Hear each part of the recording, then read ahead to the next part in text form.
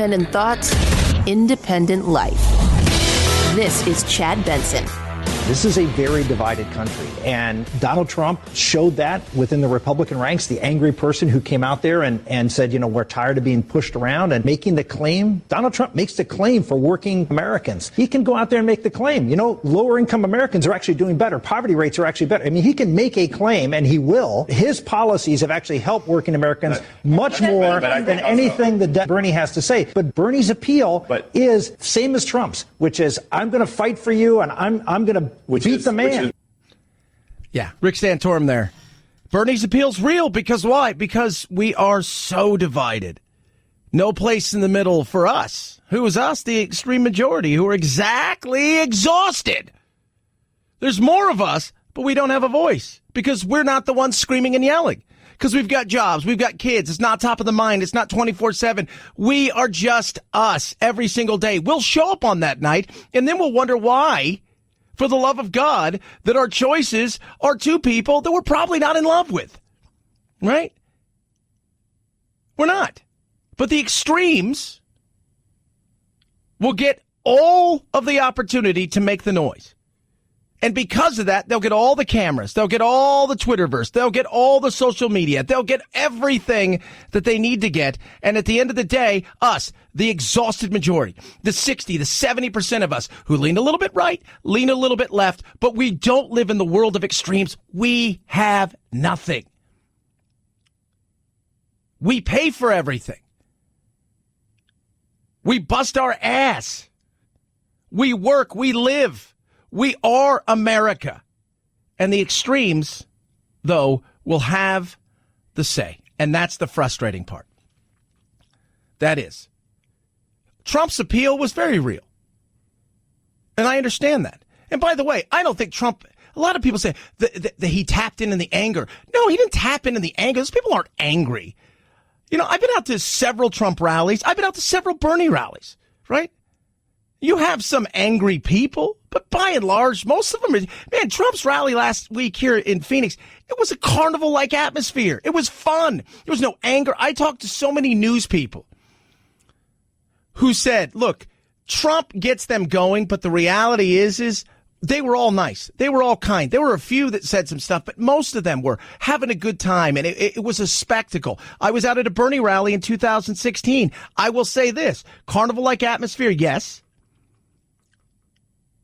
But nobody was angry. Nobody yelled at me. Nobody screamed at me. We had a good time. People were very, very nice.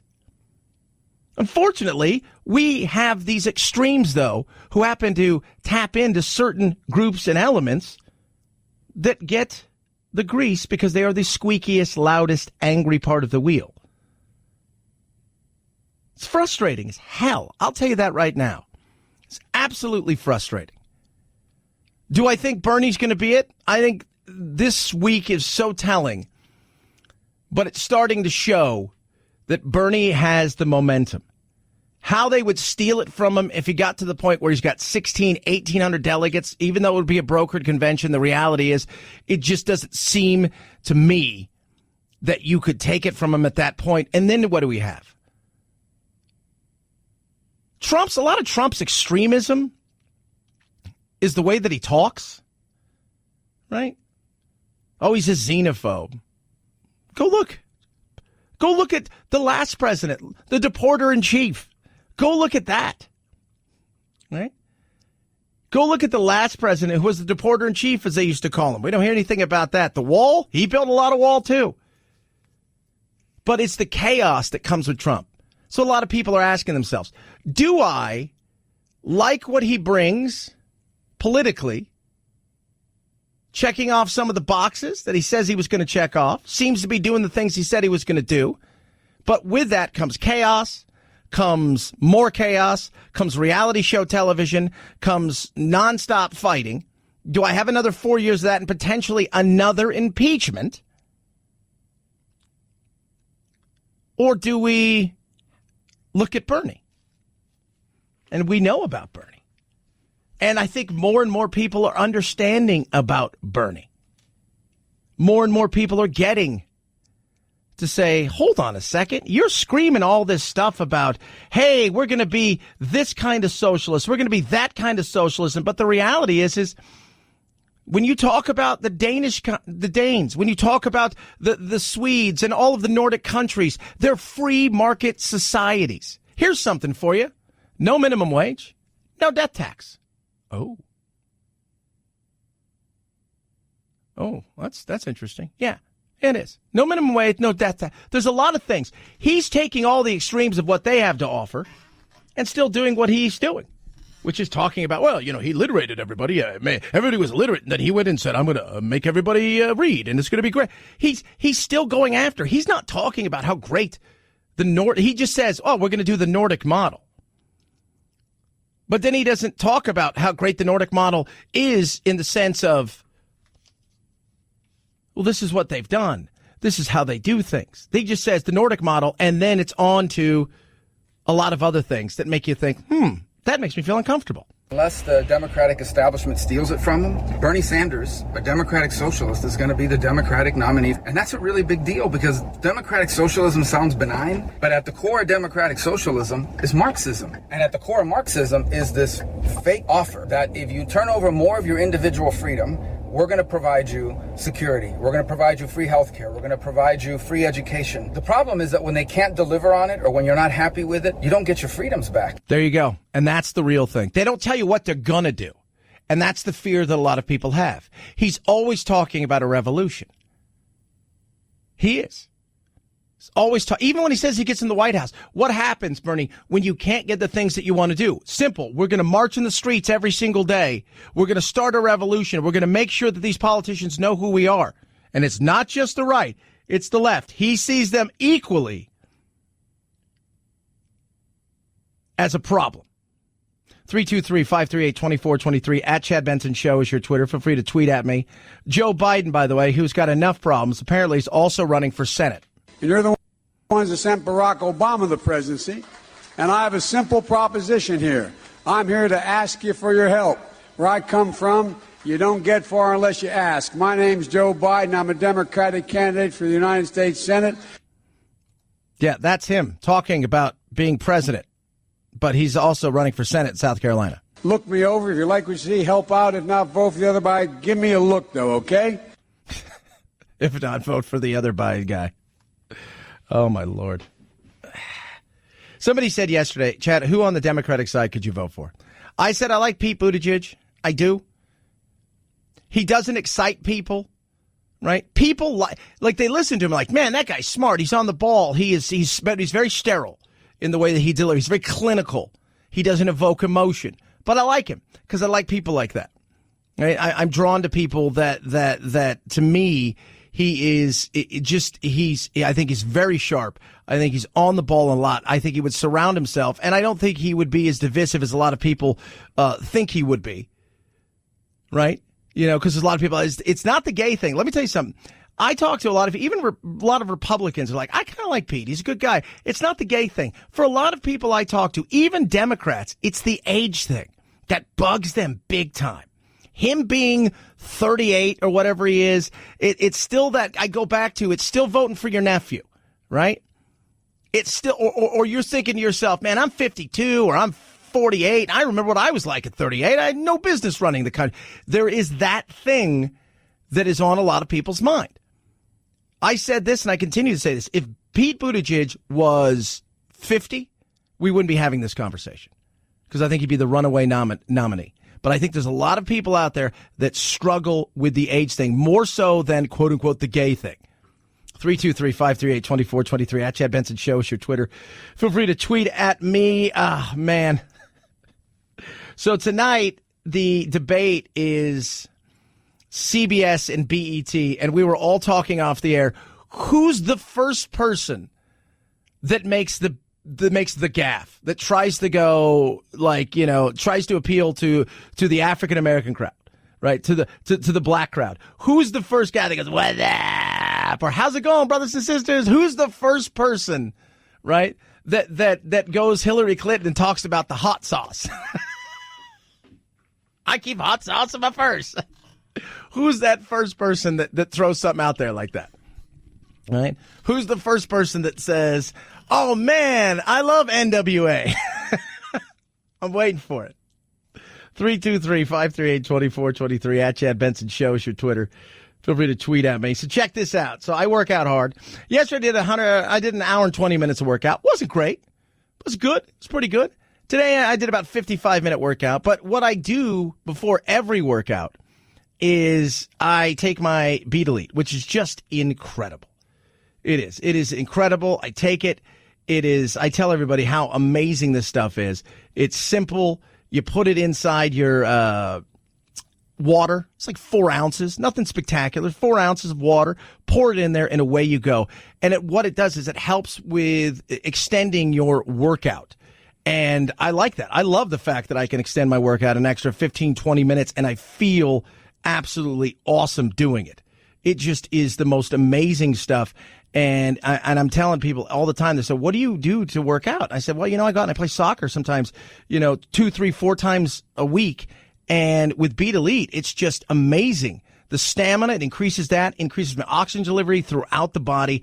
And it's trusted by a ton of athletes worldwide, as well as sports teams. You name it, they try it. You will love Beat Elite. If you want to get more out of your workout, if you want to take your workout to the next level, do what I did. Get some Beat Elite. Go to livehuman.com/Chad. Save 20% off your first purchase. That's HUMAN.com/Chad to save 20%. You're going to absolutely love this stuff. 4 ounces, 30 minutes before you go work out. You will feel the difference. LiveHuman.com/Chad. Chad Benson Show.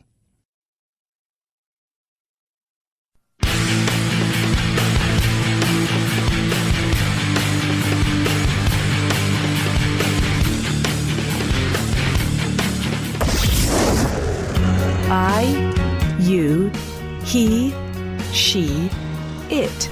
Lucy is a girl. Point of personal privilege. Please do not use gendered language to address everyone. Shut up, boo. Ain't nobody got time for this. This is the Chad Benson Show. I couldn't see him as a celebrity, nor just an incredible basketball player.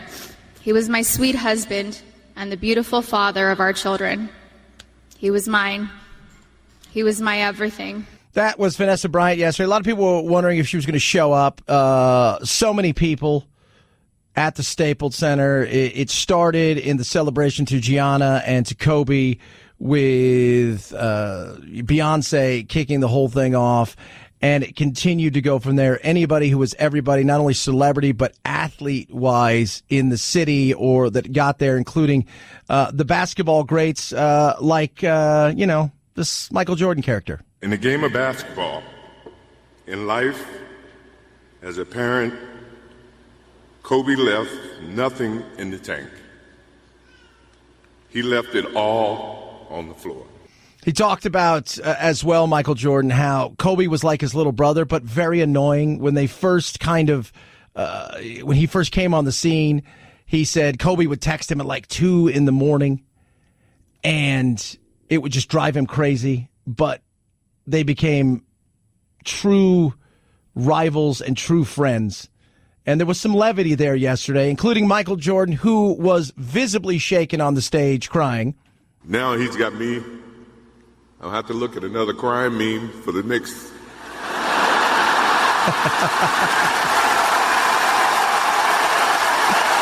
Yeah, that meme is already out there. You had so many people. Jimmy Kimmel as well partook in it. This is a sad day, but it is also a celebration of life, of their lives, and of life itself in the building where those of us who are Lakers fans and Kobe fans celebrated so many of the best times of our lives. And you could hear the emotion. Shaq was really good yesterday, dropped an F-bomb on stage, as you tend to do if you're Shaquille O'Neal. Just having fun. He wasn't as emotional as he was a few days after the whole thing took place, and he was on TNT, and they had that night where they were at the Staples Center, and it was just them inside the arena. It wasn't, but, he talked about what Kobe meant. Kobe and I had a very complex relationship throughout the years. but not unlike another leadership duo, John Lennon and Paul McCartney, whose creative rivalry led to some of the greatest music of all time. Yeah, absolutely. So I thought it was well done. Somebody asked me yesterday, says, is this a bit much? I said, well, it depends. You know, I think people realize, like, again, it's the memories. If you're a basketball fan, or if you're just a fan of greatness, no, it wasn't a bit much. It seems different because it was so much further removed. I mean, it's been over a month almost since this whole thing took place. I think that's why it feels like it's been going on. But I think that it was well done yesterday. And, it's time to move on. And I said, here's where Vanessa Bryant, this is where it really sinks in. I remember after my father passed, it sinks in, usually you have the initial shock, especially if it's an untimely. My dad died when he was like 36 years old. So the initial shock of the whole thing. Then you have family around you and friends and people are they're helping you and they're in there, and then you're kind of numb. A lot of people are helping you. And there's this chaos for, a couple days or weeks, and then it goes silent. And that's when it really gets to you, because people get back to their lives and people get back to doing the things they're doing, and you try to return back to some normalcy. And that's when you realize they're not there. And that's when it really kind of hits you. 323-538-2423 at Chad Benson Show is your Twitter. Feel free to tweet at me. By the way, it's National Pancake Day. Now, is it flapjacks? Is it pancakes? Is it hotcakes? Which do you prefer? I just call it pancakes. I like flapjacks, though. Those are fun to say. Flapjacks is the funnest of all to say. But you can go to Ihop and get yourself your free pancakes, and you can enter to win pancakes for life. Who doesn't want pancakes? I love pancakes. Nothing is better than dessert for breakfast. 323-538-2423 at Chad Benson Show's your Twitter. Check out thechadshow.com. Find out we're playing in your neck of the woods. Grab the podcast as well, kids. Feel free to do that. It's absolutely free. Huh? Bernie's giving it away. Yeah, it's all because of Bernie. Chad Benson Show.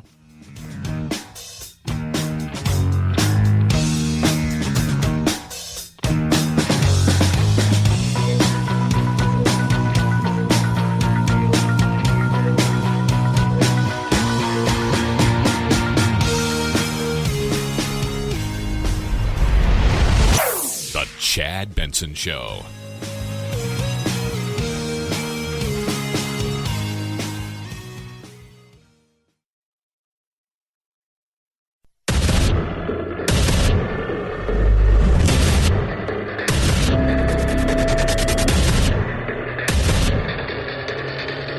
Independent thoughts, independent life.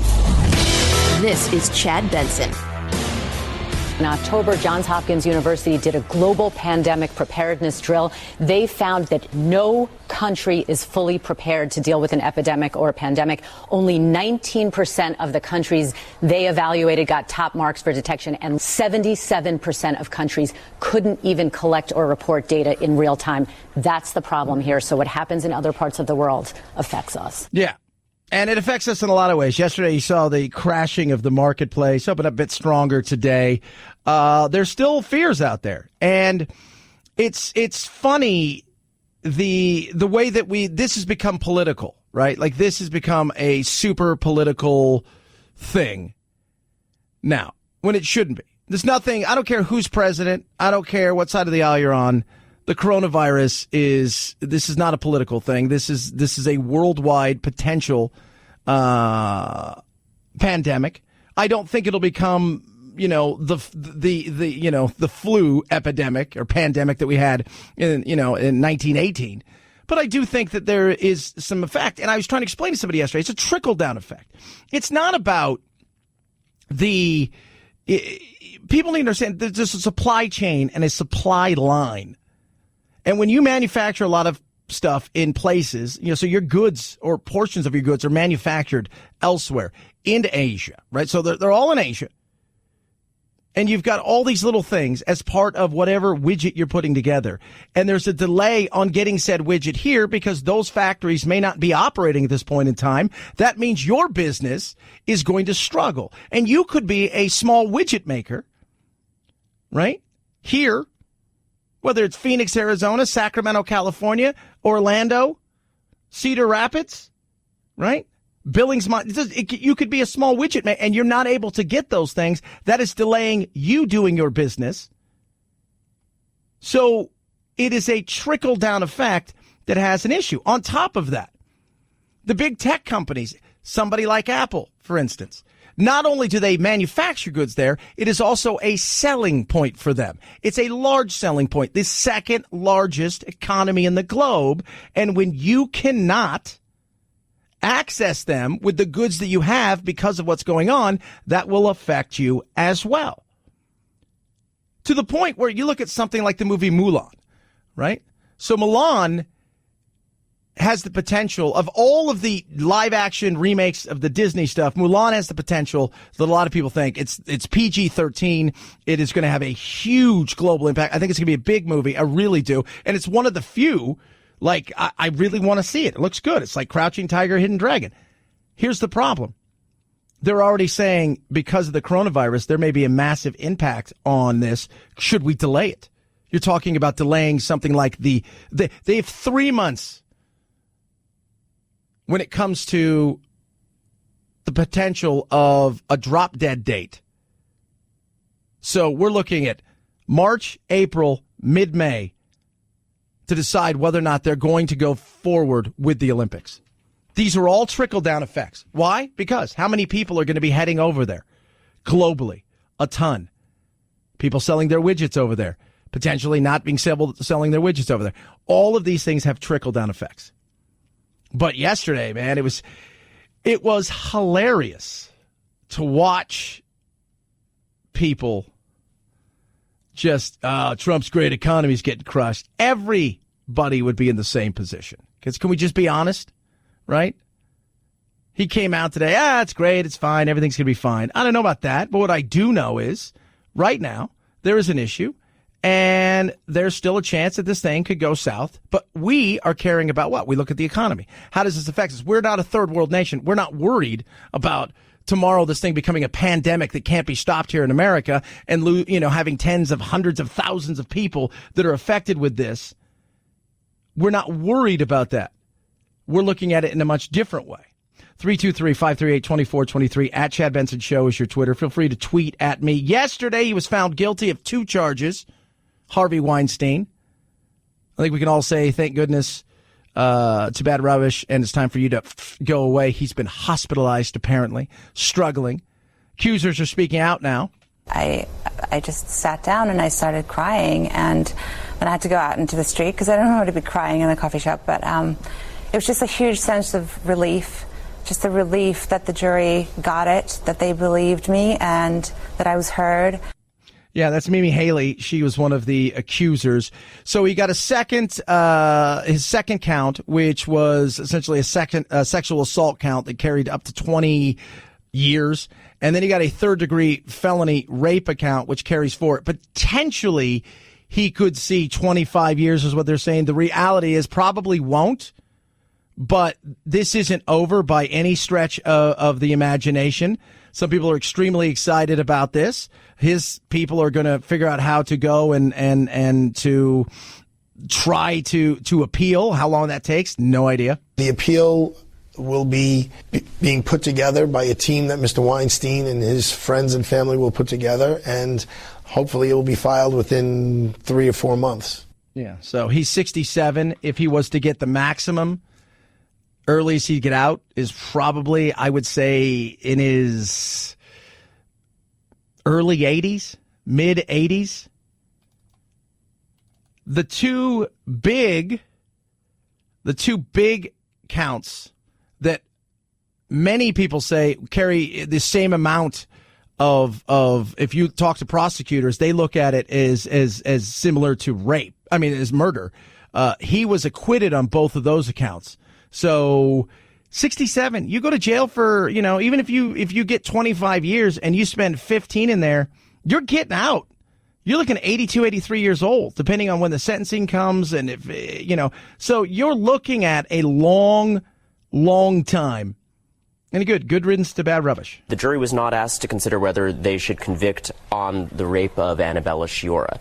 They were asked whether to convict on this extra predatory sexual assault charge. The idea that her own incident was outside the statute of limitations, but it could show a pattern. Yeah, and that's kind of what they were looking at, the pattern of abuse that he continued to do over a long period of time. And my question is, and I've talked to a few prosecutors, Monica Lindstrom, who's one of our legal experts. She said we continued because her thing is it would be tough for her as a prosecutor if this was a nobody, right? Just a regular average person who had no past that you can glom onto, that it was just what was in front of you. She goes, Annabella Sciorra, that victim would probably not have been allowed. And the second thing is what he was convicted on probably wouldn't have happened for the average person because of the continuous relationships that these women also sought from him. So there was a lot of different things, but I mean, there's no doubt in my mind that he was, he used the casting couch and his power and his sway to get what he wanted, and he's a scumbag. And again, good riddance to bad rubbish. But when I heard some of the stuff, like the Annabella Sciorra, the actress, I didn't buy some of the stuff that she was saying. I did. Not saying things didn't happen, because I think absolutely things happen. I think there's a lot worse that happened to other people. But I'm just saying in this incident, what they could get him on was when you continue to chase somebody and continue to pursue a relationship with somebody who you say sexually assaulted and raped you or did things to you, but you continue to send love letters and you corresponded and you pursued, that would have been tough as a juror sitting there. 323-538-2423 at Chad Benson Show is your Twitter. Feel free to tweet at me. You can text the program. Debate tonight, absolutely going to be huge. One of the big things as they talk about where we go from here with Bernie Sanders is socialism. James Clyburn is arguably the most influential of all Democrats in South Carolina. He's a friend of Biden. But he talked about socialism, and he's endorsed Biden, and that big lead that Biden had in South Carolina has shrunk big time. It's almost a dead heat. It's definitely within the margin of error right now. But Clyburn said something, and many Democrats are starting to echo those things when you hear Bernie talk about the likes of Castro and everybody else, and he echoed it again last night. So they asked James Clyburn about Bernie and his socialism. What did you make of Sanders' comment on Sunday about the virtues of Castro's communist Cuba? I thought, when I heard that, I shivered. That reinforced the fear that South Carolinians have about his so-called democratic socialism. Yeah. And once again, last night, he had the opportunity, town hall. What did he do? Did he step away from it? Now, Democratic members of Congress who represent Cuban Americans in Florida, they're attacking your comment as absolutely unacceptable, singing the praises of a murderous tyrant. Response. When Fidel Castro first came to power, he initiated a major literacy program. There was a lot of folks in Cuba at that point who were literate. And he formed the literacy brigade, and they helped people learn to read and write. I think teaching people to read and write is a good thing. He executed children. Killed lots of people, arrested, tortured, political dissidents. He did a lot of things. Great. He formed a literacy brigade to help rural people learn how to read, all the while stole their dignity and everything else they possibly could from there, including their freedoms. Fantastic. They can read. Their life sucks. Tell me who wants to live in Cuba. Anybody? Does any one of you want to live in Cuba? Just curious. Right? I don't see people boarding rafts and homemade boats and refrigerators with the doors missing and trying to get into Cuba. But I see that from Cuba. They put the wall up to separate Germany from the East and the West, not because they thought people were going to break in, because they thought people were going to break out. Just curious. Anything else that they did that was spectacular? Well, what about their health care? Fantastic. That's the problem that people have. You talk all day about the likes of we're going to be like the Norwegians and the Danes and the Swedes. And then at the end of the day, you go back to the tyrants, the Noriegas, the Hugo Chavezes, you went to the Soviet Union. You didn't go to Russia. You went to the Soviet Union for your honeymoon. And you continue to talk about what? The good. How about the good Pol Pot did? No, don't think he did any good. Are you sure?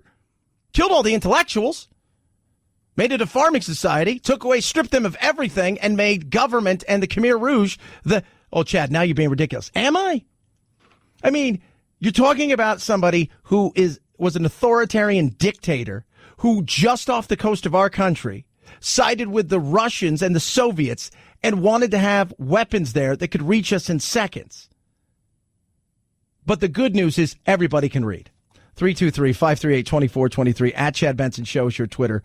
Feel free to tweet at me. You can text the program as well. MyPillow does all kinds of stuff. I don't think people realize how good MyPillow does everything.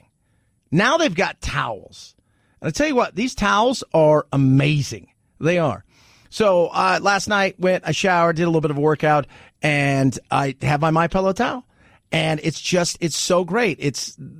I've got several different, you got 5 different color choices, and the feel is luxurious. The look is amazing, but super absorbent. I love that. One towel, you get really dry. You don't have to worry about, okay, this towel's going to kind of get, some of the water off. None of that stuff.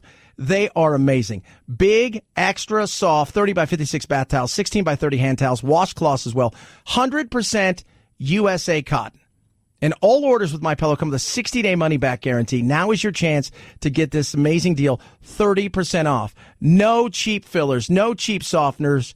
It is the best around. Get yours today. Go to MyPillow.com. Click on the new radio listener special. Get 30% off these amazing towels. Enter promo code Benson. MyPillow.com, new radio listener special, 30% off, 60-day money-back guarantee. Type in code Benson to save big. Chad Benson Show.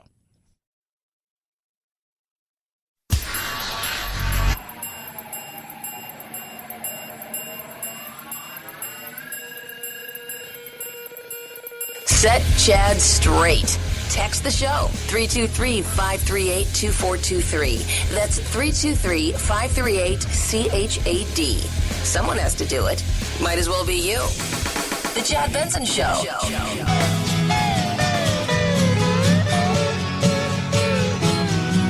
My sweet Lord. Na, na, na.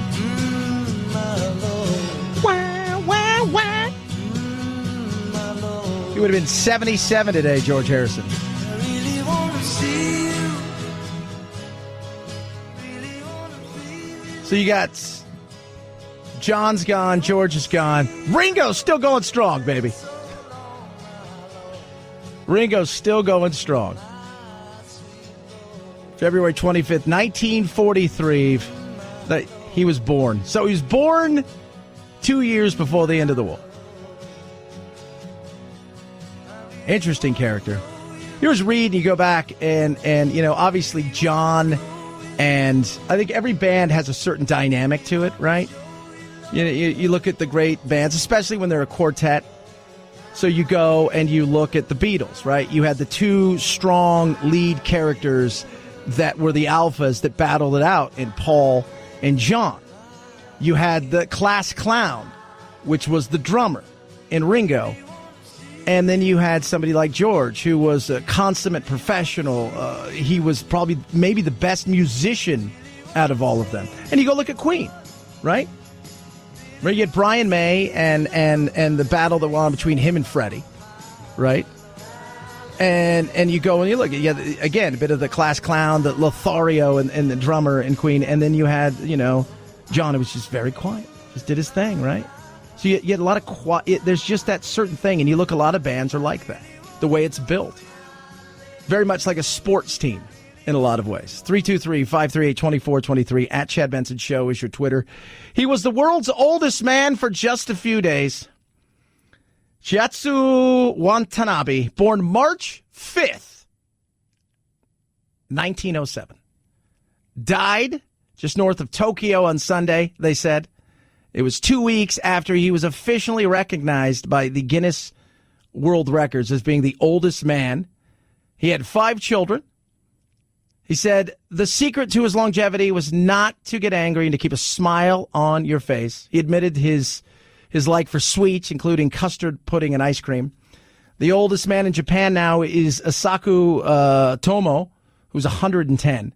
The oldest living person is also in Japan, Kane Tanaka, a woman. She's 117. 117 years young. So think about that, kids. Lot of centenarians that live there. 323-538-2423. At Chad Benson Show is your Twitter. Feel free to tweet at me. You can text the program as well. Love hearing from every single one of you. Remember, it's National Pancake Day. Get out to Ihop. I think you donate some money, get yourself some pancakes, and a chance to win pancakes for life, baby. Or flapjacks, or hotcakes, depending on how you want to call it and where you are in the country. Chad Benson Show. This is the Chad Benson Show.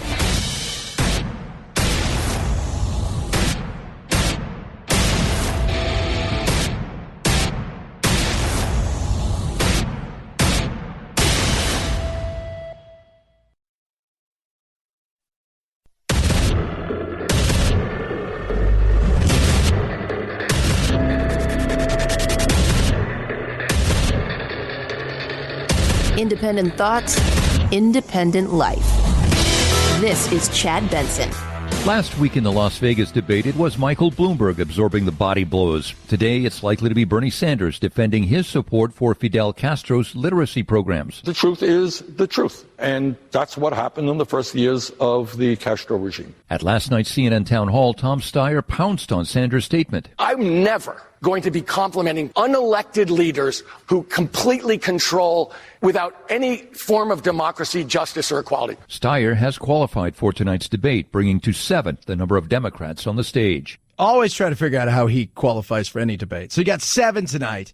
But the big ones are going to be, this is Bloomberg's third chance to make a first impression that's worth a damn. Because the first 2 impressions he's made on the country are this.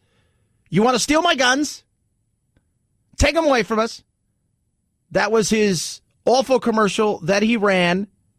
And the second one was that lethargic, absolutely clownish ass whooping that he got last week in Nevada.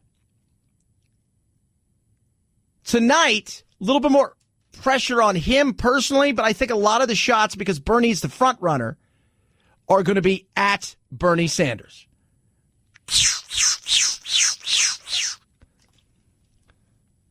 We'll see how he does. Bernie, unlike the other ones, because, it's easier to chase than to be chased. Like, so if you're the one in the front, very few people do well with the bullseye on their back. Very few people do well. Can Bernie be one of those people that does well? I think he can. Partly because he's a broken record, and he just plows through everybody. He has taken a lot of what Trump... Remember, I try to explain this to people all the time. Bloomberg is trying to run to be president. That's part of his problem. You don't run to be president. You run to be the nominee who then can run to be president. And a lot of what Bloomberg has done is taken on the likes of not Bernie Sanders or Elizabeth Warren or any of these people. He's trying to take on Donald Trump. You can't do that, Michael. You've got to be what? The nominee first. Bernie, on the other hand, is just Bernie. And he's taken a page out of Trump, which is, I know my spiel. I've got it down. I'm not going to change anything. I'm just going to go through it over and over again. I'll be louder. I'll be more forceful if I have to. And I will get through it, and I will cut through the noise. In saying that, is everybody ready for a socialist president? That's a very fair question. Are you ready for that?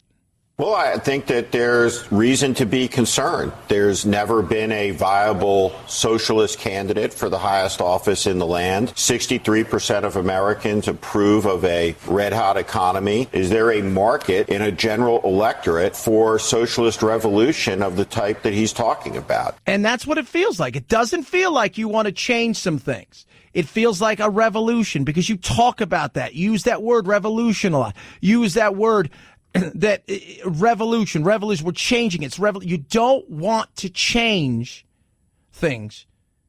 You want to burn it all down. That's what you talk about. You talk about radical ideas that scare people. Look, change is a good thing. I got no problem with change. I'm open to change. But I'm also open to realizing that some things just don't work. Right? And you've got to realize that. One of the big things you need to be open to is sometimes the change you seek isn't possible. And I'm not talking about getting everybody health care or making sure they're taken care of. I don't think that's a radical idea, right? I think that's a good thing. I think we, as the most powerful, most wealthy nation, should do all we can to take care of people. And there are better ways and a capitalistic way of taking care of people. But there's a lot of other things that when it comes to the systems and a demonization of people across the board that Bernie wants to do that I find to be uncomfortable in my world and a lot of other people's world, because it feels like what you're trying to do is you're trying to make government God. If you look at the media, they say Bernie's ideas are radical and they're extreme. I don't think that that's true. Is raising the minimum wage to $15 an hour a radical idea? No. Is making sure that all of our kids have the opportunity to get a higher education? Is that a radical idea?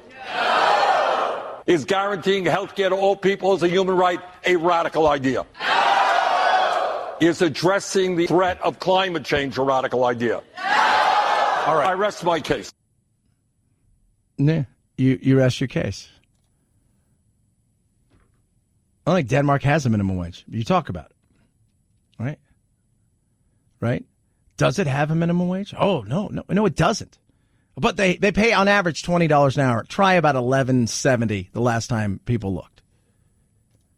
Right? What are you doing? See, here's my thing, Bernie. Okay, you want to raise the minimum wage. Fantastic. Let's talk about what that does. So you raise the minimum wage. So somebody's making $10 an hour gets $15 an hour. Now they've not made themselves $5 an hour more profitable to the company or bettered themselves. You just gave it to them. So me as a business owner has to do what? I have to raise prices. And in doing so, I'm going to wipe out that $5 jump that they got. So we're right back in the same place. They haven't said I'm going to outperform the market sector that I'm currently finding myself in. They haven't done that. Instead, you just arbitrarily said 15 is where we're going to go. This will be the floor. Nobody should have to work 2 or 3 jobs to, look, I don't want anybody to. People always say, you want people. No, I don't. You're for the billionaires. I'm for free market. I'm for you doing the best that you can and having opportunities. But at the same time, I'm not for forcing opportunities onto you and saying you've got to do this and you've got to do that. No, sorry. Here's the thing. If you're going to go out and do that, right? If you're going to go out and you're going to say $15 an hour is the minimum. Okay, so everybody gets $15 an hour. What happens to those people down the street who are making $13 an hour, a little bit more stressful job, who say, I can go flip burgers for $15 an hour, and those people who can only get burger flipping jobs are automatically asked out because somebody else with maybe a little bit more sharpness, people who are on the ball come and say, I'd rather do that than this. What would you rather do? Would you rather dig ditches? Right? Well, I don't want to dig ditches. I was okay. I mean, there's an effect. We're not teaching people how do you get to this point where you're living in a world where it's sustainable for you, where you outperform things. Stop being a victim. How do I get you there? Stop being a victim. How do you get yourself there? Stop being a victim. What can we do? You want to be the end-all, be-all. That is the fear that a lot of people have because there's a trade-off. For all of these things, what is the trade-off? And it's funny, while he talked about Fidel again, double down, here's something right here that we should remember more so than anything else that he says. I happen to believe in democracy, not authoritarianism. But, you can't say China is another example. All right, China is an authoritarian country. But can anyone deny that they have taken more people out of extreme poverty than any country in history? No. And you want to know why? Is it because China has forced these people to do these things? No. It's because they allowed free market, capitalism, a chance to earn. Because they looked over and saw the Soviet Union, also authoritarianism. But they controlled everything, and they said, we don't want to be that, so we better figure out how we become a marketable, capitalistic country. We'll maintain the communist ideas. We will clamp down on everything. We will control everything. But we better start giving people the opportunity to make a living and to have freedoms in some way, shape, or form. Otherwise, they're going to come for us. And we better figure it out. It wasn't because capitalism was the root of all evil in their world. It was because capitalism is the thing that's going to save us so we can continue to have communism. Let's remember, capitalism is not democracy. But they knew that. So they figured, we better figure this thing out sooner rather than later, or Tiananmen Square is going to be tiny. So they allowed capitalism, allowed free market of ideas. Yes, you got to play the game. Yes, it's more political than a lot of other places. Yes, it's an absolute nightmare to do business over there.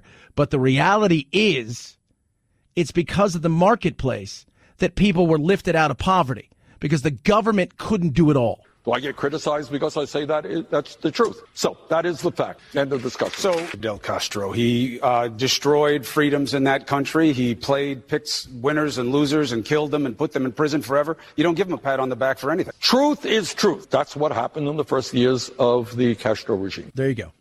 Truth is truth. Well, truth is truth. If you go look over there, there's a lot of millionaires, a lot of billionaires, and a massive, huge economy. Not because government, but because they've opened up the marketplace and allowed people to come in, including businesses globally, and they've allowed capitalistic ideas to get inside of there. You can take away a man's freedom. You can take away a man's political rights. And you can take away a man's dignity to earn money and to earn a living. But if you take away all three, you'll have hell. So you better figure out what you're going to give people. And if people are worried about making their mortgage, it's a lot easier for them, communist regimes, to do what? To control things. But when all of those things go away, you will have hell. 323-538-2423. At Chad Benson Show is your Twitter. Feel free to tweet at me. How about capitalism, baby? Car Shield. Better than everybody else. Boom! That's funny. It's awesome. So I got two cars. So I got an older car. Right? It's nothing, it's cool. It's my little Mazda driving around. Put a lot of miles on, especially when I go see Jack. And I got a newer car. The newer car's got all kinds of widgets and, electronic stuff and the GPS and all that stuff. I got Car Shield to cover both. And the reason's simple, because you never know when. And when will eventually come. With Car Shield, you get 24/7 roadside assistance, a rental car for free while your car's in the shop, and the shop is the shop that you choose. They get them paid directly. You just pay a small deductible. So whether you need a plan that is going to be more modern for your vehicle or something a little bit more old style, Car Shield has a plan that's right for you. Plans start as low as $99 a month. They've got 1 million customers. So you know they're doing something right. Now is your chance to protect your car and your wallet. Call CarShield today. 800-CAR-6000. Mention code Benson, saves you 10%. That's 800-CAR-6000. Mention code Benson, BENSON. Or visit carshield.com, carshield.com. Use that code Benson to save you 10%. A deductible may apply. Chad Benson Show.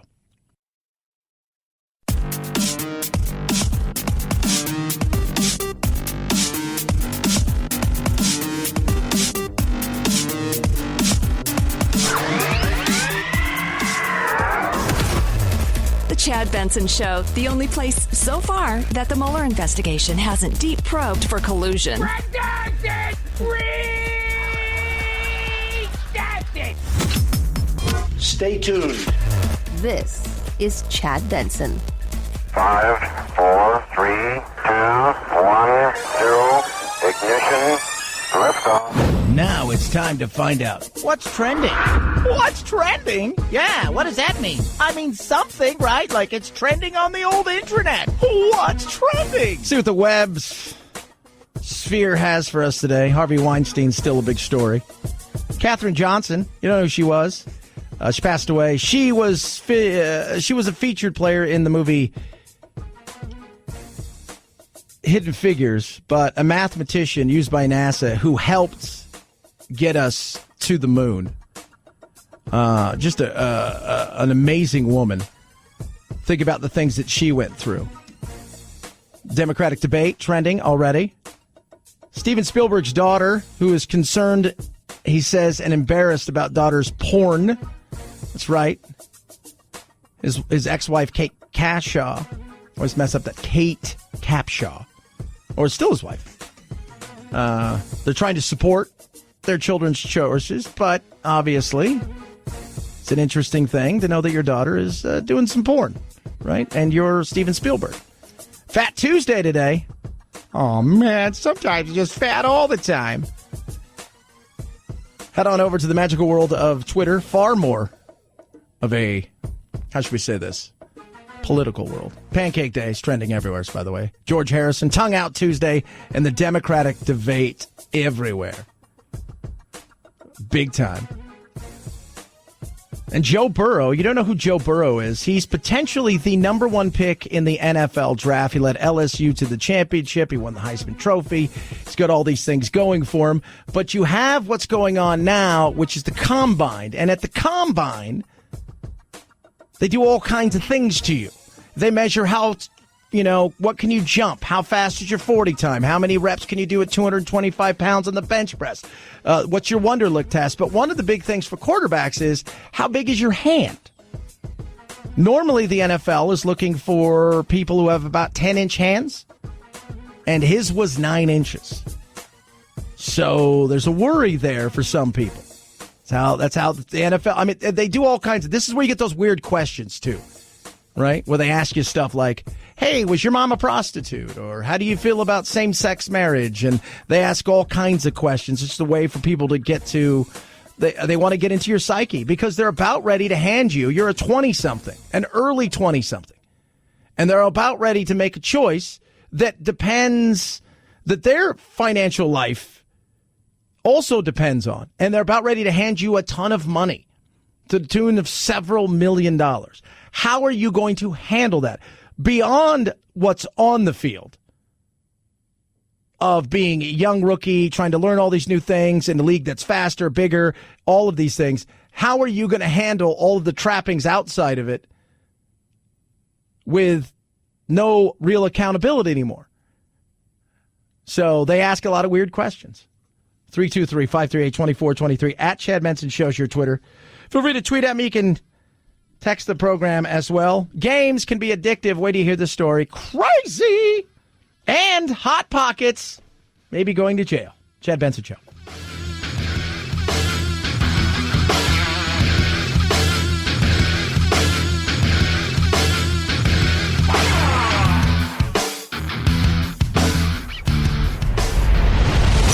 The Chad Benson Show.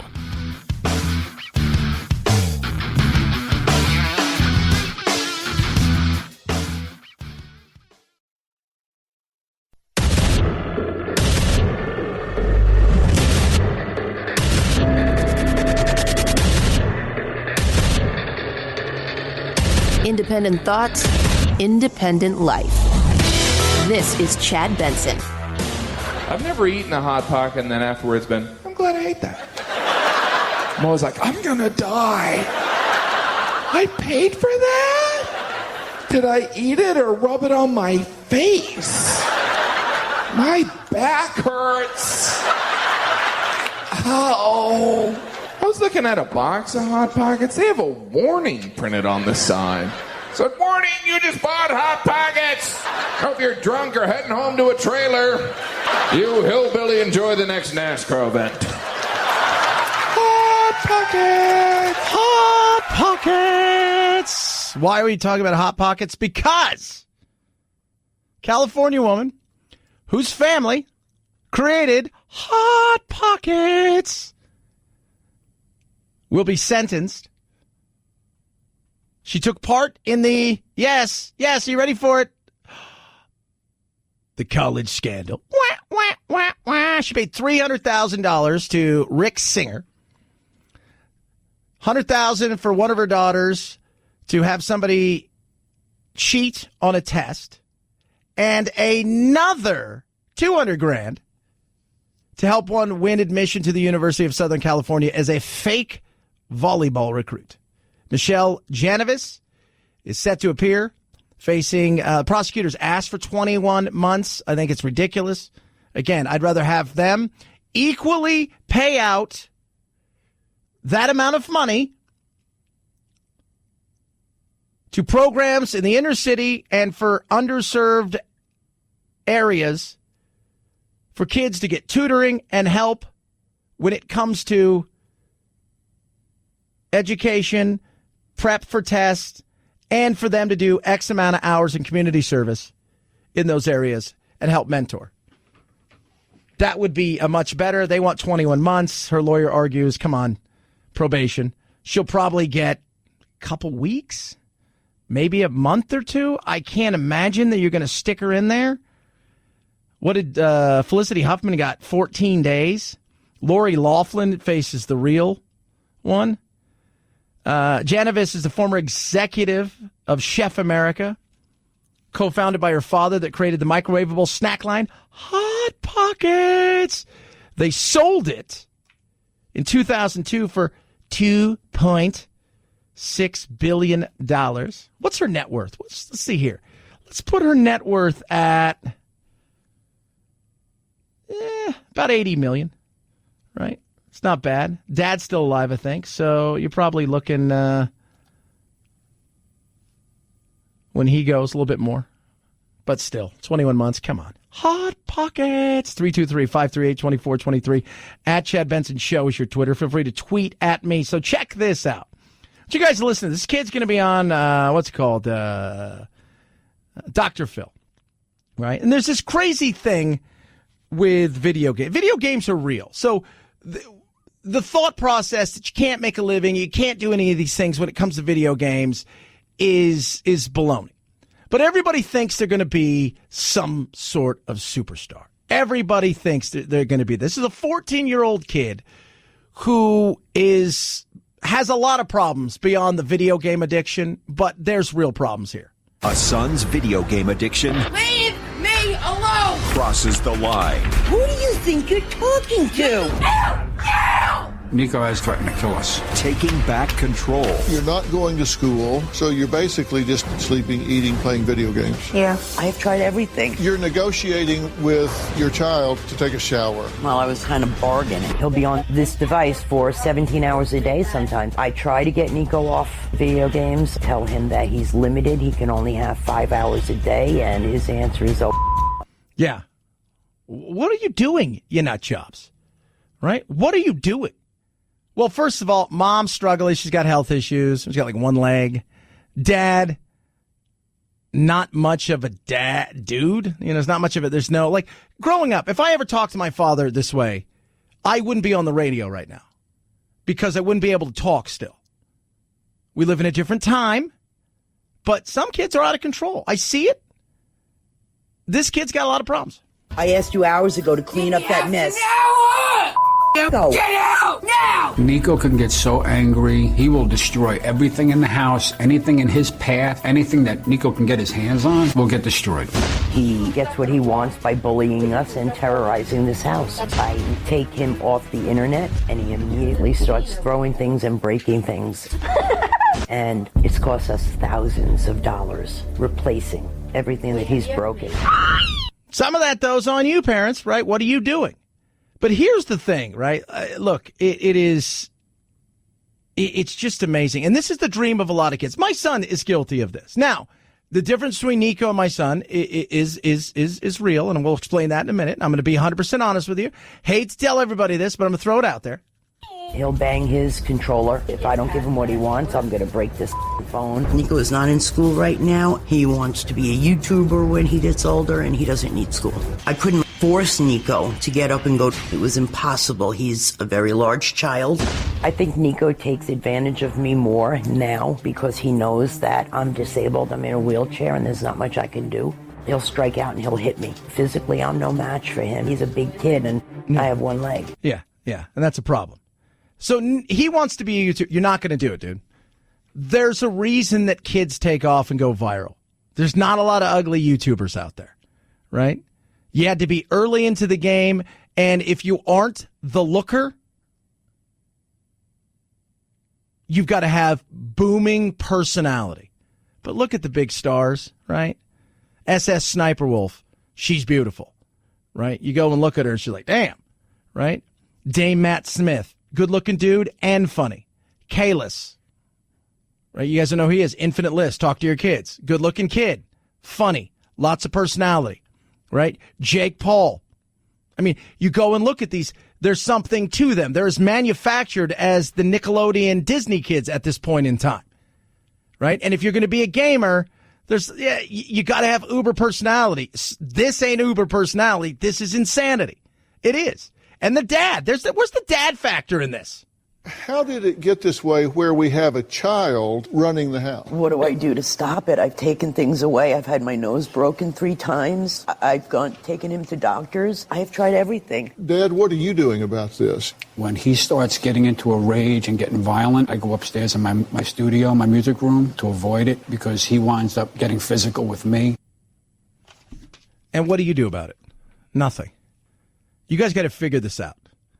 You have to figure this out, right? Like, because you guys are the parents. And, yeah, he could whoop your ass. At some point in time, though, don't you have to go down that path? I mean, the minute he attacks her, you go upstairs and you hide? That's your thing? You go upstairs and hide? It's crazy. It is. And it got me thinking, like, when I was a kid, I'd have been dropped. And it was talking to producer Anthony, right? He goes, my mom was 4'11", but she had an accordion strap. There's just certain things, certain respect. Well, that's not very nice. No, but what's happened is you've allowed this kid in so many ways. Parents they bargain with their children now. They're no longer the authoritarian in the house, right? I always tell everybody with Jack, it's a dictatorship, right? It's a mom-tater and a dad-tater. Meaning at the end of the day, while we give you freedoms and we want you to grow, the buck stops with our word. That's it. Not here to negotiate.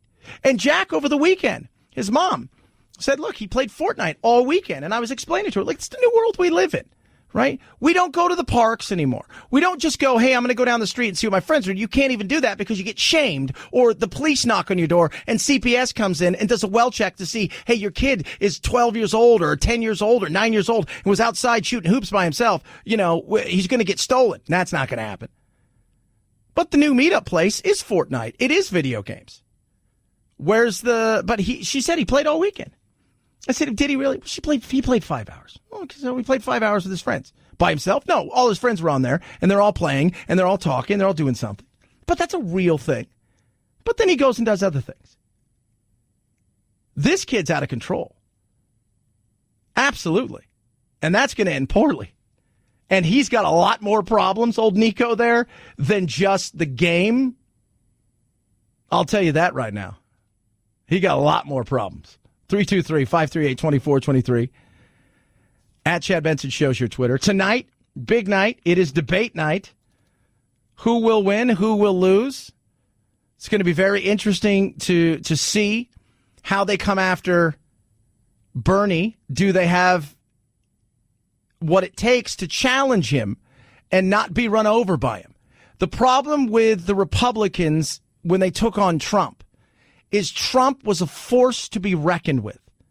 And they underestimated him. They underestimated how strong he was going to come at them, right? They thought, well, this is kind of a coronation. I'm Jeb Bush, or I'm Rand Paul, or I'm Ted Cruz, or I'm Marco Rubio, and we've done politics our whole life. We are studied in this. This is what we are trained for.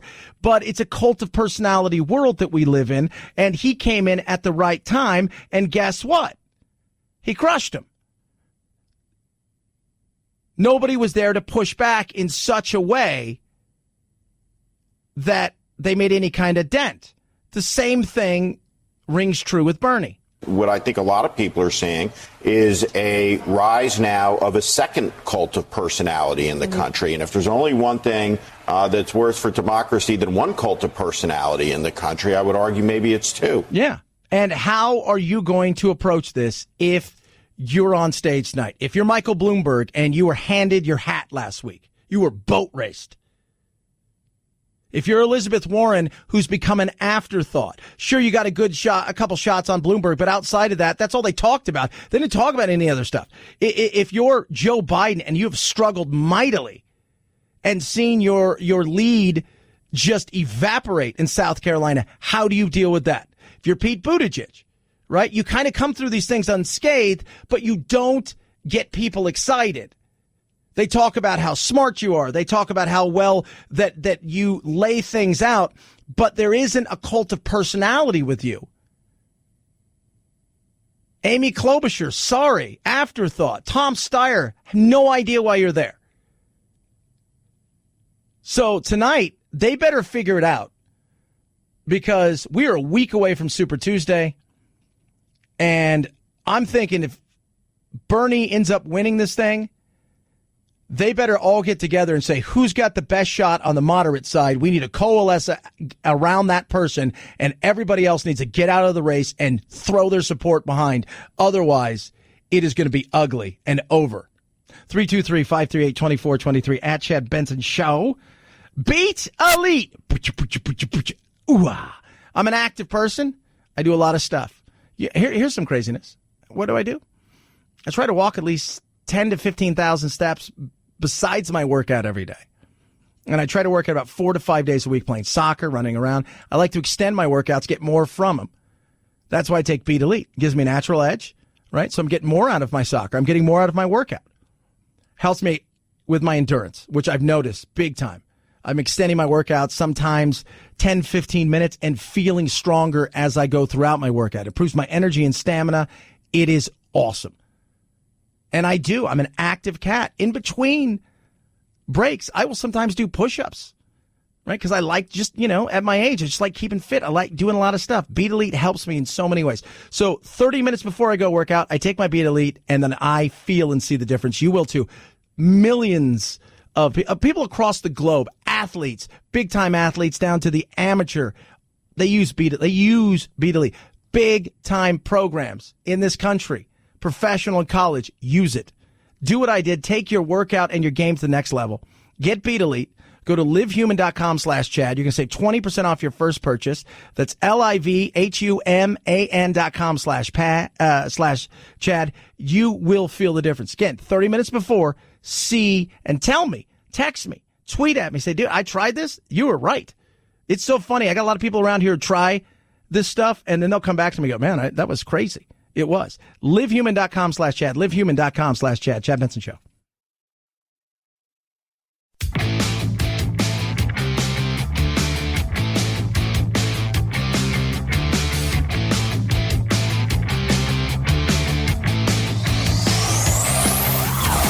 Check out our Chad Benson Show Facebook page where you can hang out or hang your grievances out to dry.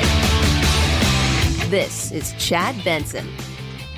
Harvey Weinstein is being treated here at Bellevue Hospital after his lawyers say he was experiencing heart palpitations and chest pains and high blood pressure as well. This all comes after a jury acquitted him of the two most serious charges. And while he may have avoided a life sentence, those two guilty verdicts may send the 67-year-old from this Manhattan hospital straight to prison for a very long time. Good.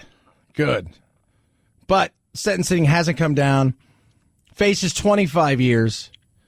They want to expand some cases in Los Angeles. This isn't done yet, but his legal issues aren't done. This wasn't it, and then that's it. There's potential more coming. I talked to the assistant district attorney in Los Angeles yesterday, and he said we are absolutely proceeding, and they are hoping to widen the scope and number of people they can bring in. And that's Rowan Farrow right there. And as we all know, when he's coming for you, you got gotten. God, he looks just like Woody Allen, except for the part where he looks anything like Woody Allen. 323-538-2423.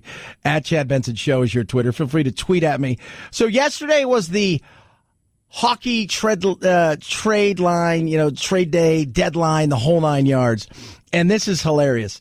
So think about this. So in Canada and elsewhere, the hockey-obsessed people, I mean, as much as we love football, that's what hockey is in Canada. And when you love your team, you love your team. And sometimes when you got to go, you got to go. But at certain times of the year, when you got to go at practice. It makes it seem like something else. Just ahead of the NHL trade deadline, before the end of a practice at Boston University, Calgary Flames star Johnny Gaudreau told Coach Jeff Ward, I had to pee. The coach? Ward said there's only 2 minutes left in practice. So just leave early. Anytime you get off the ice a little early and get out of here is always great. Relatable. But fans ignited Twitter. They didn't know Gaudreau went to the can. They thought he was canned. Traded. Next time I will hold it in as long as I can. Also relatable. Yeah. He's one of their stars, so they were freaking out. Oh my God, we're losing our superstar. No, he just had to pee. That's it. Nothing more. Just had to go to the bathroom. That's all. Having a good year again. But that's how, and Twitter ignites into insanity. And it only takes one thing. And even if it's something that you come out later on, it doesn't matter because nobody goes and checks to see later on if that, but it's crazy. It's crazy. Speaking of crazy, so I planked yesterday. You can go to Gatos and Chad, which is another show I do, and I planked. I put it out there. I'll put it on my Instagram too. But if you want to go check it out, you know what plank is, right? So you put your arms and elbows down and your feet out, and you hold your body off the ground, kind of like a push-up scenario, and it's hard. So I did it in honor of a Georgie Hood who's 62. He planked over the weekend for over 8 hours and 15 minutes to set the Guinness World Record. That's insane. I did it for a minute because that's all Instagram would let me do. I think I could probably do 3 to 5 minutes, somewhere in there, but it's got to be on something a little bit more comfortable. But he got ready for this thing in a crazy way. Over 700,000 sit-ups, 270,000 push-ups, and more than 2,100 hours of planking to get into that position. That's some fitness, kids. 323-538-2423 at Chad Benson Show is your Twitter. It's the Chad Benson Show.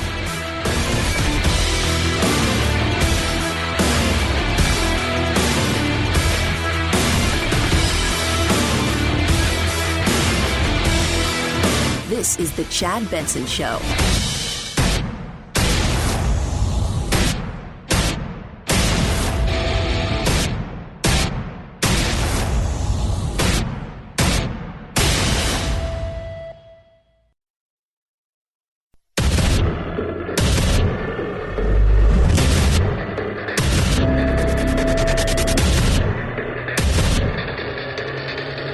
Independent thoughts, independent life. This is Chad Benson. This is where I view things differently from Senator Sanders. I believe that we can be true to our progressive values and be inviting to a lot of people who feel politically without a home right now. And part of what I would point to is that this president got elected pretending to care about the forgotten people. You remember that whole thing about the forgotten men and women trying to make himself a champion of the working class? And the only economic promise he's kept was cutting taxes on corporations, benefiting the extremely wealthy. This president does not respect you. This president thinks you're a sucker. No, I don't think that's true. But I tell you what, you think that's why. Well, the forgotten, it's not about the forgotten. Stop with the whole forgotten man. Trump got elected because he was the right place at the right time, where people in middle America, people in the South, were sick and tired of being talked over, talked down to, told that their beliefs were stupid and wrong. Back-assward.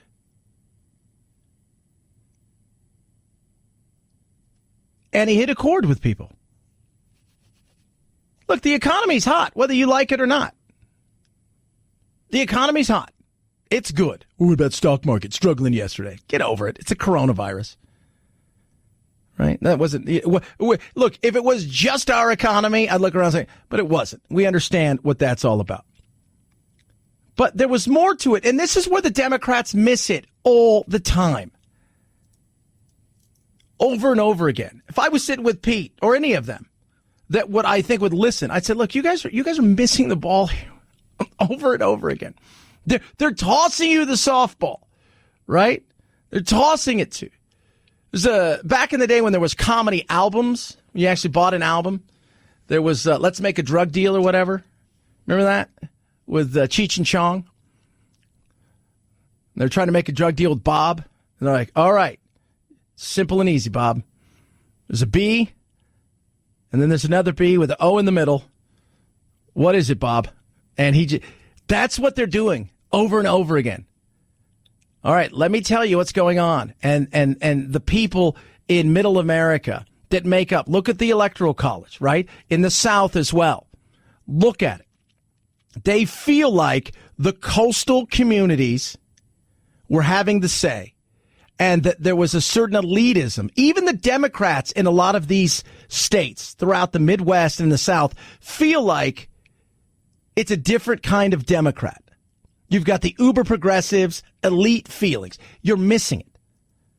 You're missing it. Trump came in and said people don't want to live in a world where they're walking on eggshells all the time because of something they may or may not say correctly. People don't want to live in a world where they're told all the time that they're essentially back-assward, that you do look down upon them. The biggest misstep she had that they're still loving old Hillary Clinton for is called them deplorables. I mean, can there be anything more divisive? You go back and you look at what Mitt Romney did and what he talked about when he was running. And I always said, well, those people will never vote for us. Those people. You put people into a certain category and you demonize them and lump them all in together. Majority of Republicans don't like the way that Trump acts, don't like the way that he's been with women, don't like a lot of those things. But you know what they like even less than that? They found something. Being talked down to, being pitied, being victimized, and being told essentially that this is the best way because you guys are almost too stupid to understand. And that's the way they feel. But nobody tries to figure that out. They don't. Trump hit a chord, and he hit it in such a right way. Now you've got the guy that's the leader right now in the clubhouse, which is Bernie Sanders. But I'll tell you this right now. Bernie's a cult of a personality in a different way. And he is as divisive as Trump is. Don't BS me. That's the reality. I respect Senator Sanders. I've enjoyed getting to know him. But the reality is the politics he is offering is one that says if you don't agree with me 100% of the time, you don't even belong at my side. It is about whose help you reject. And at a moment like this where we have such terrible division emanating from the White House, I don't think that it makes sense to match it with a different form of division. Yeah. And that's a real thing, a different form of division. And that's where we are. And there is a perfect opportunity now for people to look around and say, this is what it is. It's the extremes that have the noise, the bully pulpit. We were talking off air. I don't do shows and I don't do, they've approached me in the past. My problem is I can't be insane, right? I think the Republicans are an absolute disaster that have turned over the party to Trump, and there's no Trump behind them. And I think the Democrats are in a civil war trying to figure out what the heart and soul is of their party, And it's now becoming the party of AOC and Bernie and Ilhan Omar and Rashida Tlaib and many others. And yet that's not truly the voice of the Democratic voter, but because of the extremes, they're the ones who are winning out the day. And then there's the rest of us. A little bit left, a little bit right. We don't have the voice that we should have because we're busy doing the things that you do as an adult in life. Politics is on the periphery of what we do, right? Do you think when I'm done here, I sit around and talk politics? A lot of people come up and ask me questions, but I go, I work out, right? I have another business. I love my kids, my lizards, and all of the things that I do. I have my family. All those things just totally supersede any of this other crap. So the people that live for this 24/7 on the interwebs, social media, and cable news, and who are the extremes, they're the ones who are getting the time. Partly because we don't want common sense people coming up going, both sides are in it for themselves. Both sides. 6 and 1/2 dozen the other. They're the exact same thing. A little bit right, a little bit left, but mostly it's about personal for themselves, party second, people third. Whatever's left, you guys can have.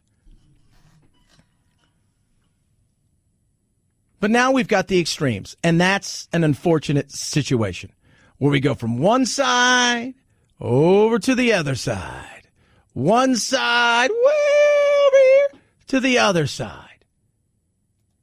We're not going back to anything that was before. Whatever is ahead is a strange new world. And we look at Democratic frontrunner right now in his crowd chanting, lock them all up. So we got two political parties filled with activists in this country talking about locking up their political opponents. We have a president eviscerating the rule of law. We are moving into a season here in America that has never been experienced before.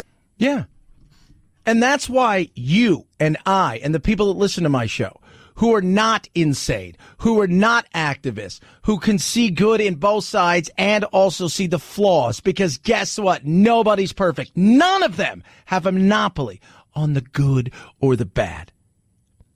We can want people and hope and do all we can in a capitalistic society to get people onto health care, to improve wages, to find a fairer, better capitalism that has less to do with government and more to do with free market to help people expand and grow and build the middle class in this country. We can do all of those things and have empathy without saying government's the only way we can get there. You're going to have to give up some of your freedoms. You're going to have to give up some of your choices. We don't need that. Government will not cure your ills. You are in charge of you. Doesn't mean that we shouldn't help. Doesn't mean we shouldn't be a part. Because we're all in this together, so we should be. In saying that, the extremes, it's no longer just people that are out there campaigning. They are activists. They're activists inside of the political world. They're activists as politicians. That's not good. But until we, the exhausted majority, the 65, 70% of us, whatever it is, and that's about where it is, right? Until we stand up and say, we're taking this thing back. Until we stand up and say, whoa, whoa, whoa, whoa, whoa, whoa, whoa, whoa, whoa. Slow your roll here. We got a good thing going. We've allowed too many bullies, too many people with extreme ideology and views on both sides to grab a hold of this thing and want to drive this bus. How about we take the keys back from these people who are drunk with power and activism and say, how about we do the right thing here for everybody? Not just for your joyride, but let's just get us all there in one piece. Because guess what? We're all trying to get to the same place. We have different ways that we want to get there, but I think we can do it. 323-538-2423 at Chad Benson Show's your Twitter. Feel free to tweet at me, Wounded Paw, amazing organization. I was talking yesterday to Ernesto. Absolutely, just a great dude.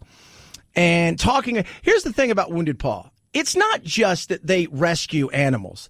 They talk about the fact that they want to do so much more. They want to grow so much more. But they also take animals, dogs, from service dogs, and we talk about it, they take these amazing dogs that have been abandoned, and they train them from service dogs to shelter dogs. And he talked yesterday, he and I were chatting, he talks about, dude, we take the hard cases. We will take dogs that were dogs that fought. We will take dogs that were bait dogs, and we train them to be service dogs, and it changes their lives. And the veterans, the first responders, and their families who are struggling with PTSD and injuries, it changes their lives as well.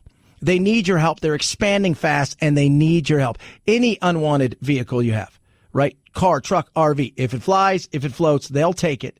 It's simple and easy to donate. The proceeds we'll use to protect, advocate, and transform these amazing shelter dogs to service dogs for veterans, first responders, and their families. Great tax-deductible gift. They also take cash. Find out how you can get involved today. 844-678-4PAW, 844-678-4729, or go to woundedpawproject.org, woundedpawproject.org. You're going to be saving a paw to save a life. woundedpawproject.org. Chad Benson Show.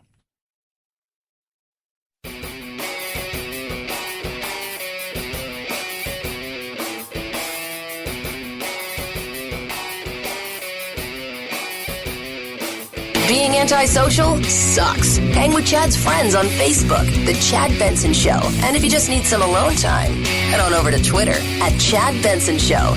Either way, we can't wait to meet the real you. Playing Detroit, Astros second baseman Jose Altuve was loudly booed when introduced. Did he notice? Nothing specific. No, we just heard a lot of noise. There were cheers when Altuve struck out and was called a cheater by several fans. Infielder Alex Bregman. Just happy to play the game with my teammates. Manager Dusty Baker. Yeah, well, you know it's going to happen, so every day until we just start winning and beating on the ball. In his words, Tigers manager Ron Gardenhire says the Astros are going to have to wear it for a while until it moves on. Absolutely, as they should. They cheated, not in some weird kind of like, well, you know, the guy on second base, it was on second base, got a sign, or we realized that so-and-so was tipping his pitches in the way that he wore his hat. No, you cheated in a methodical, true way that lasted a very long time over a few seasons. You cheated. You're going to get beaned, you're going to get booed, and you should be loudly booed, and it's insane. It is, I didn't really, no. And I don't know how well they're going to put it out of their mind. Maybe they put it out. Maybe they don't. They're still a damn good team. They still have a huge shot of repeating and going back to the World Series. But everywhere they go, everywhere, a meaningless Tuesday game or Wednesday day game, right, in Milwaukee or Kansas City takes on a new meaning when you go to somebody's home and they have a chance to boo you and to make fun of you over and over and over again. Do you start squeezing the bat a little tighter when you go into a little bit of a slump? Does those whispers and noises that you put out of your head over the last couple of years because you were winning, does that do something? Or do you circle the wagons? It makes you stronger, and you go on to win. We'll see. We'll see. Okay, so if you're older and you're saying to self, man, if only there was a television show where I could date and break my hip. Okay, boomer. That's right. It's a new version of The Bachelor. It's called Seniors Looking for Love.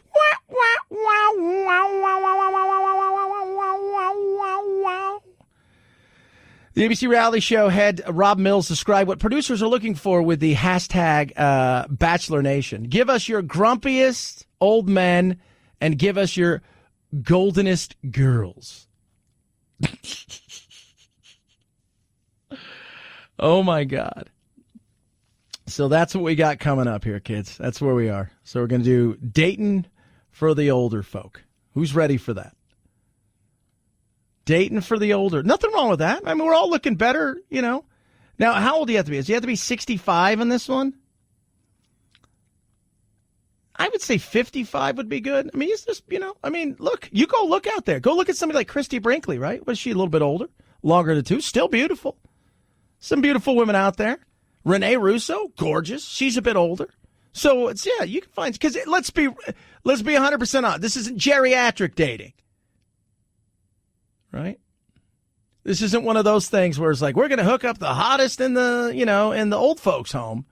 No, this will be, they're going to find some okay, well-to-do, good-looking people, still keep themselves in a good fitness, put them together, see what happens. Brown chicka brown cow. 323-538-2423 at Chad Benson Show is your Twitter. Feel free to tweet at me. You can text the program as well. Love hearing from every single one of you. TheChadShow.com. Go there and find out what's going on in the Chad Show world, where you can grab the podcast, which is absolutely free tonight. The debate, South Carolina. It'll be very interesting to see how Bernie handles it as the front runner. And how does he come out? Does he come out and hit before he gets hit? Or do they take it to him? Is there a surprise person? Is there anybody on that stage that has any kind of cult of personality that can rival his? I say absolutely not. Zero. Biden is not that, right? He's got likability, but he's not a cult of personality. Warren, absolutely not. No way. Bloomberg, I think we realize that's not going to happen. Buttigieg, sterile, very boring, but clinical. Tom Steyer's useless. Amy Klobuchar, no. I still think this is Bernie's to lose. We'll see. Chad Benson Show.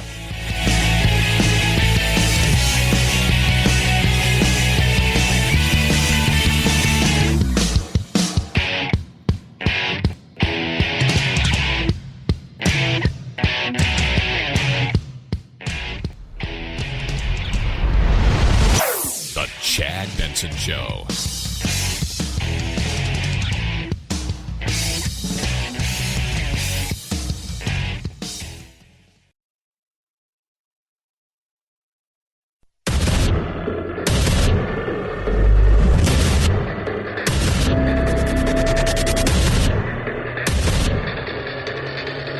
Independent thoughts, independent life.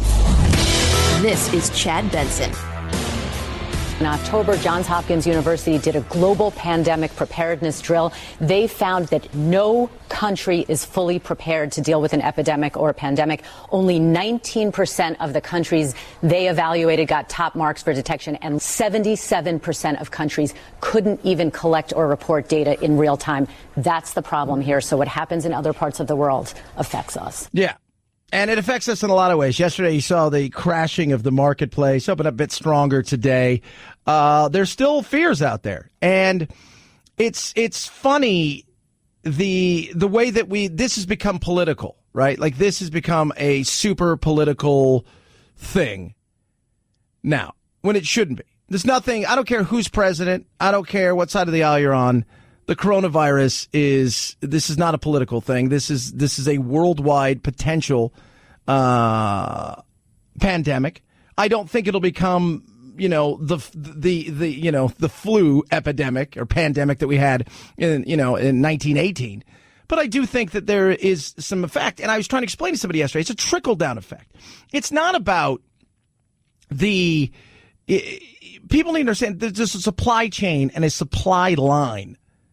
And when you manufacture a lot of stuff in places, so your goods or portions of your goods are manufactured elsewhere into Asia, right? So they're all in Asia. And you've got all these little things as part of whatever widget you're putting together. And there's a delay on getting said widget here because those factories may not be operating at this point in time. That means your business is going to struggle. And you could be a small widget maker, right? Here. Whether it's Phoenix, Arizona, Sacramento, California, Orlando, Cedar Rapids, right? Billings, you could be a small widget maker and you're not able to get those things. That is delaying you doing your business. So it is a trickle-down effect that has an issue. On top of that, the big tech companies, somebody like Apple, for instance, not only do they manufacture goods there, it is also a selling point for them. It's a large selling point, the second largest economy in the globe. And when you cannot access them with the goods that you have because of what's going on, that will affect you as well. To the point where you look at something like the movie Mulan, right? So Mulan has the potential of all of the live action remakes of the Disney stuff. Mulan has the potential that a lot of people think it's PG-13. It is going to have a huge global impact. I think it's going to be a big movie. I really do. And it's one of the few, like, I really want to see it. It looks good. It's like Crouching Tiger, Hidden Dragon. Here's the problem. They're already saying because of the coronavirus, there may be a massive impact on this. Should we delay it? You're talking about delaying something like they have 3 months when it comes to the potential of a drop dead date. So we're looking at March, April, mid-May to decide whether or not they're going to go forward with the Olympics. These are all trickle-down effects. Why? Because how many people are going to be heading over there globally? A ton. People selling their widgets over there, potentially not being selling their widgets over there. All of these things have trickle-down effects. But yesterday, man, it was hilarious to watch people just, Trump's great economy is getting crushed. Everybody would be in the same position. Because can we just be honest, right? He came out today, it's great, it's fine, everything's going to be fine. I don't know about that, but what I do know is right now there is an issue. And there's still a chance that this thing could go south. But we are caring about what? We look at the economy. How does this affect us? We're not a third world nation. We're not worried about tomorrow this thing becoming a pandemic that can't be stopped here in America and, having tens of hundreds of thousands of people that are affected with this. We're not worried about that. We're looking at it in a much different way. 323-538-2423 at Chad Benson Show is your Twitter. Feel free to tweet at me. Yesterday, he was found guilty of 2 charges. Harvey Weinstein. I think we can all say thank goodness to bad rubbish, and it's time for you to go away. He's been hospitalized, apparently, struggling. Accusers are speaking out now. I just sat down and I started crying, and then I had to go out into the street because I don't know how to be crying in the coffee shop, but it was just a huge sense of relief, just the relief that the jury got it, that they believed me, and that I was heard. Yeah, that's Mimi Haley. She was one of the accusers. So he got his second count, which was essentially a sexual assault count that carried up to 20 years. And then he got a third-degree felony rape account, which carries 4. Potentially, he could see 25 years is what they're saying. The reality is probably won't. But this isn't over by any stretch of the imagination. Some people are extremely excited about this.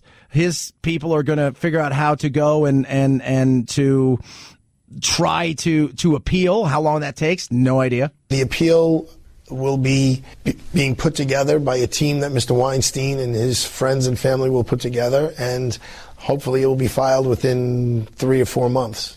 Yeah, so he's 67. If he was to get the maximum, earliest he'd get out is probably, I would say, in his early 80s, mid 80s. The two big counts that many people say carry the same amount of if you talk to prosecutors, they look at it as similar to rape. I mean, as murder. He was acquitted on both of those accounts. So 67, you go to jail for, even if you get 25 years and you spend 15 in there, you're getting out. You're looking at 82, 83 years old, depending on when the sentencing comes. And if, so you're looking at a long, long time. And good riddance to bad rubbish. The jury was not asked to consider whether they should convict on the rape of Annabella Sciorra. They were asked whether to convict on this extra predatory sexual assault charge. The idea that her own incident was outside the statute of limitations, but it could show a pattern. Yeah, and that's kind of what they were looking at, the pattern of abuse that he continued to do over a long period of time. And my question is, and I've talked to a few prosecutors, Monica Lindstrom, who's one of our legal experts. She said we continued because her thing is it would be tough for her as a prosecutor if this was a nobody, right? Just a regular average person who had no past that you can glom onto, that it was just what was in front of you. She goes, Annabella Sciorra, that victim would probably not have been allowed. And the second thing is what he was convicted on probably wouldn't have happened for the average person because of the continuous relationships that these women also sought from him.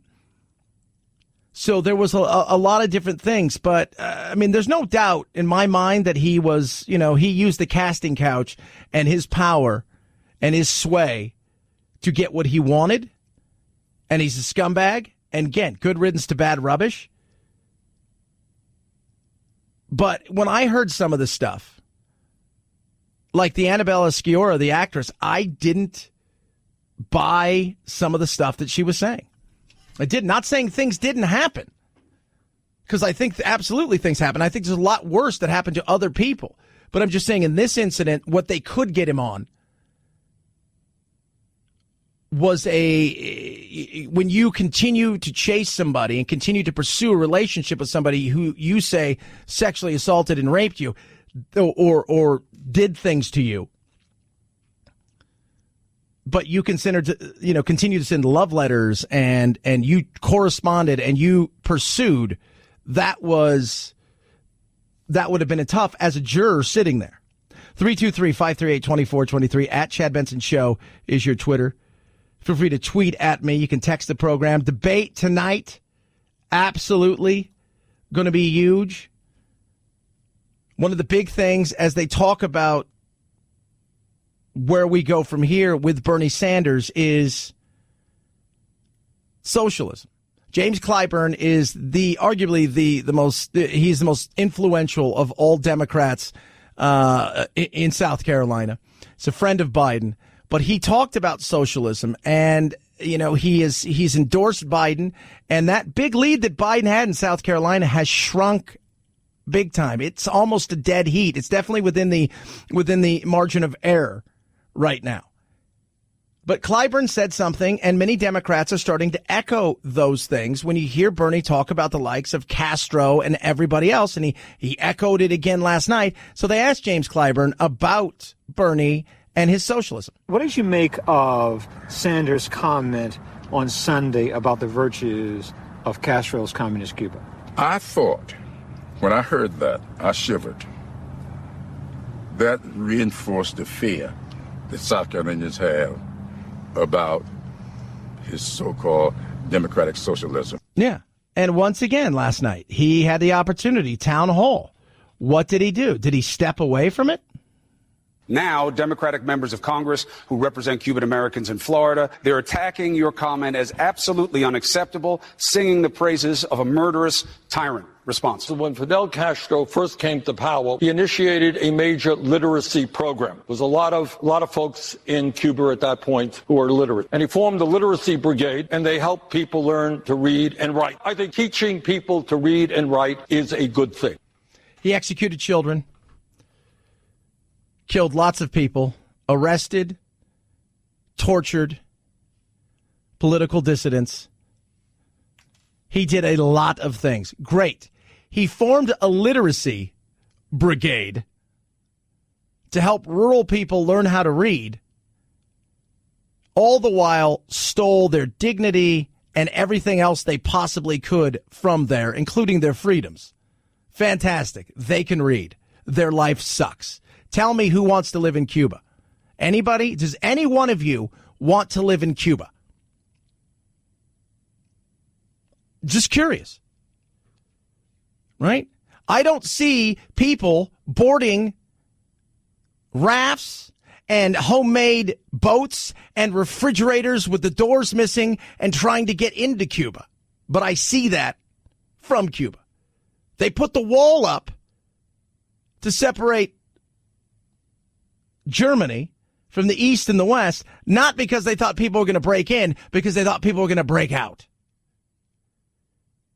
Just curious. Anything else that they did that was spectacular? Well, what about their health care? Fantastic. That's the problem that people have. You talk all day about the likes of we're going to be like the Norwegians and the Danes and the Swedes. And then at the end of the day, You go back to the tyrants, the Noriegas, the Hugo Chavezes, you went to the Soviet Union. You didn't go to Russia. You went to the Soviet Union for your honeymoon, and you continue to talk about what? The good. How about the good Pol Pot did? Well, no, don't think he did any good. Are you sure?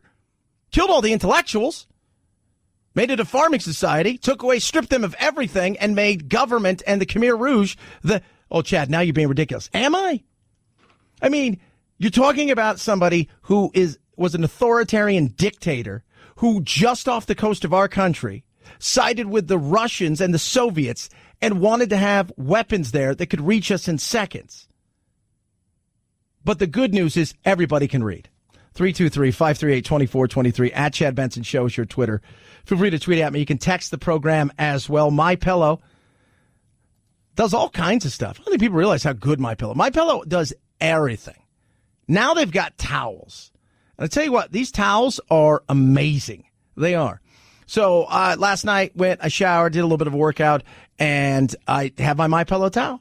And it's so great. I've got several different, you got 5 different color choices, and the feel is luxurious. The look is amazing, but super absorbent. I love that. One towel, you get really dry. You don't have to worry about, okay, this towel's going to kind of get, some of the water off. None of that stuff. They are amazing. Big, extra soft, 30 by 56 bath towels, 16 by 30 hand towels, washcloths as well. 100% USA cotton. And all orders with MyPillow come with a 60-day money-back guarantee. Now is your chance to get this amazing deal, 30% off. No cheap fillers, no cheap softeners. It is the best around. Get yours today. Go to MyPillow.com. Click on the new radio listener special. Get 30% off these amazing towels. Enter promo code Benson. MyPillow.com, new radio listener special, 30% off, 60-day money-back guarantee. Type in code Benson to save big. Chad Benson Show.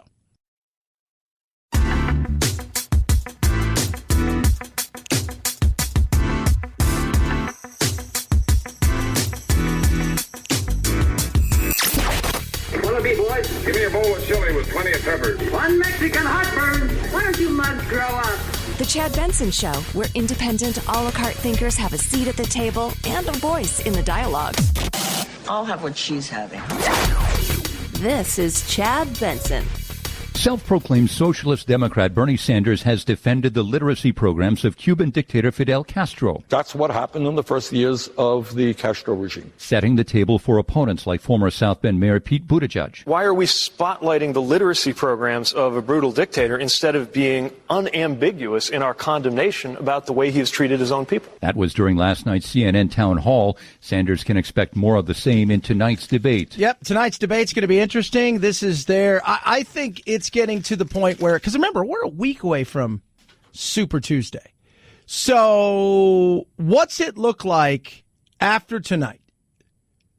I think at this point in time, Bernie is the favorite. I don't see that changing at least until next week. And the only way I see that changing is if Biden really slips up. Mayor Pete does extremely well in South Carolina, which is hard to believe that that's going to happen.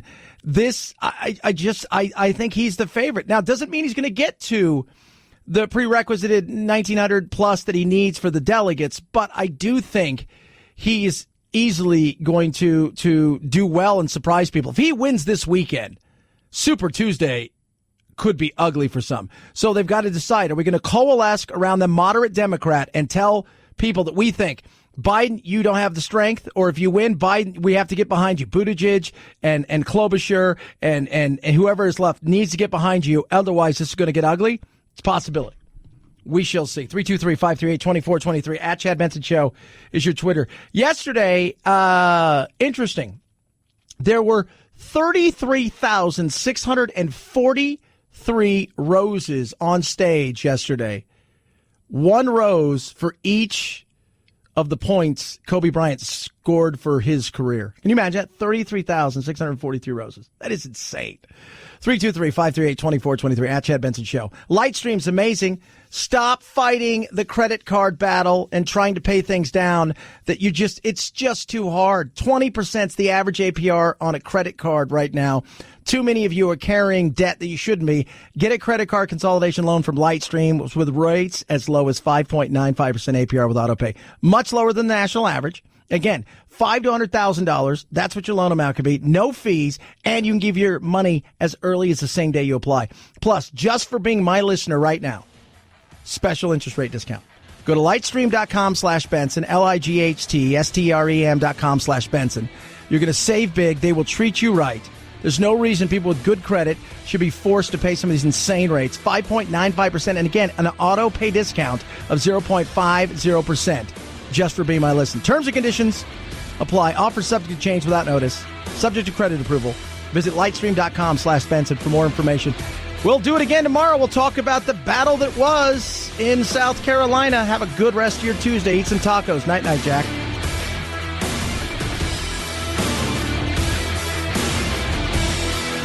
This is the Chad Benson Show.